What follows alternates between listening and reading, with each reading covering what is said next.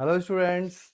So this was a question from thermodynamics in which two systems are there and they are separated by a wall, and this is their internal energies U1 and U2, and the total energy of the system is given, that is equal to this. So if I sum them, 1.3 into 10 to the power 3, this will be the total energy, that is 3 by 2 R, N1 is 3 and T1 I am writing T because at equilibrium, let's say the temperature becomes T. So T plus 5 by 2 R, N2 is 2 and again temperature is T, because this is a composite system, and when it attains equilibrium, the temperature T1 and T2 will become something like T. Okay.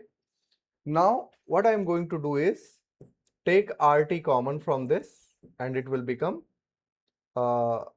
let's say RT by 2 common, it will become 9 plus 10. Okay. And here it is 1.5 into 10 to the power 3. So value of RT will become 3 into 10 to the power 3 by 19. All right. Now I want U1. So what is U1? It is 3 by 2 R, N1 is 3 and temperature T1 is T. So it will become 9 by 2 into RT. And what is RT? 3 into 10 to the power 3 by 19, which is 27 by 38 into 10 to the power 3. Okay. So when you solve this, that is 27 by 38, you will get 0.710.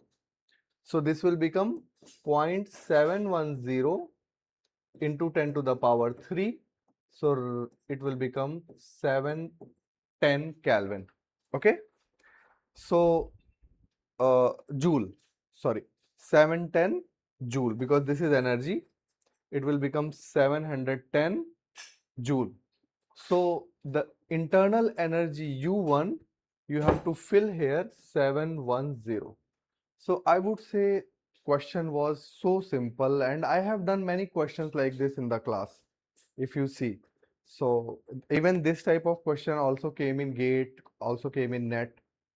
You have to understand, when equilibrium is achieved, both systems which are part of composite system will have same temperature.